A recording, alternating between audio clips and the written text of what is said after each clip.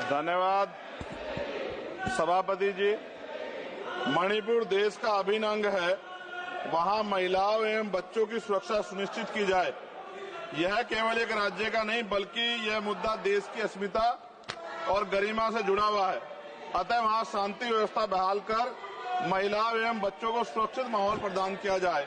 मणिपुर की घटना की वजह से अंतर्राष्ट्रीय स्तर पर देश की छवि खराब हुई है। मुझे ऐसा लगता है ये तभी होता है जब सरकार को कुर्सी से ज्यादा प्यार होता है और जनता के हित से कम प्यार होता है। न्यूनतम समर्थन मूल्य किसानों को मिले, बिजली के बिल माफ हो, किसानों का कर्ज माफ हो। सरकार को समझना होगा कि किसान मजबूत होगा तभी देश की अर्थव्यवस्था मजबूत होगी। खाद पर सब्सिडी बढ़ाई जाए, यूरिया नहीं मिल रहा है, खाद का वितरण पारदर्शिता लाई जाए। यदि समय रहते सरकार ने संज्ञान नहीं लिया तो वो दिन दूर नहीं कि देश में खाद्य संकट हो जाएगा। महोदया, गया में महाबोध विहार प्रकरण जो है वहां से बुद्ध समाज में चिंता है और आक्रोश भी है। सरकार उसका हल करे, बौद्धिस्टों को उनका हक दे, जैन समाज की भावना का भी सम्मान रखे और ईसाइयों में भी हमले बंद हो और बहुजन महापुरुषों के विचारों को कार्य और पाठ्यक्रम में शामिल किया जाए। आज SC/ST पे एट्रोसिटी बढ़ रही है, जातिगत भेदभाव की वजह से बारातें रोकी जा रही हैं। अभी हाल ही की घटनाओं में कई ऐसी घटनाएं हुई हैं उत्तर प्रदेश में जहां जातिगत अपमान हुआ है। नगीना लोकसभा क्षेत्र में किसानों की मुख्य आय का साधन गन्ना उत्पादन है, लेकिन न गन्ने का मूल्य में वृद्धि हुई है और न ही मिल द्वारा समय पे भुगतान किया जा रहा है। गन्ना किसान मजबूत होगा तभी ग्रामीण अर्थव्यवस्था मजबूत होगी।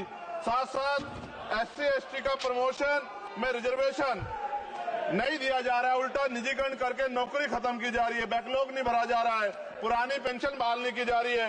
ये सब बार बार मैं इसलिए बोलता हूँ कि हमारे लोगों को पता लगे कि सरकार को उनकी परेशानियों से कोई फर्क नहीं पड़ता और वो समझे सरकार उनकी कितनी तेजी है।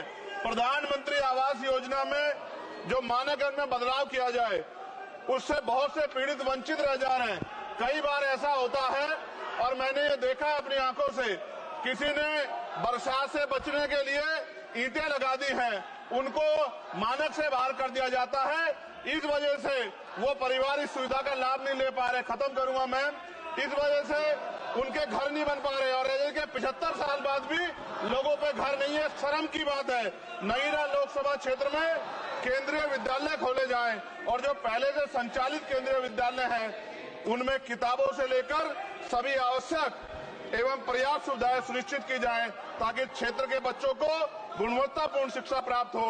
और अंत में मैं खत्म करते हुए कहना चाहता हूं, अभी ईद का त्योहार आ रहा है, हम भी ये देखेंगे और देश भी ये देखेगा कि सरकार उनको कितनी मदद करा के उस आयोजन को, उस त्योहार को मनवाने में मदद करेगी, जैसे अन्य धर्मों को लगातार मदद कर रही है, क्योंकि भारत एक धर्मनिरपेक्ष राष्ट्र है। मोदी जी, खत्म कर रहा हूँ, खत्म करिए तो आवाज का हाल देख लो। क्या करिए, कंप्लीट करिए प्लीज। भारत एक धर्मनिरपेक्ष राष्ट्र है, लेकिन मैं ऐसा समझता हूँ जिनकी सरकार है उन्हीं की बात होगी। मुसलमानों की, जैनों की, सिखों की, रविदासियों की और बौद्धिस्टों की जो आंदोलन कर रहे हैं और पुलिस लाठी मार रही है, मैं समय रहते चेतित कर रहा हूं। सरकार को चिंता करनी चाहिए कि बौद्धिस्टों का अपमान ज्यादा दिन बौद्धिस्ट बर्दाश्त नहीं करेंगे। महाबोध विहार हमारा हक है और वो देना पड़ेगा। आपका बहुत बहुत धन्यवाद। जय भीम, जय भारत।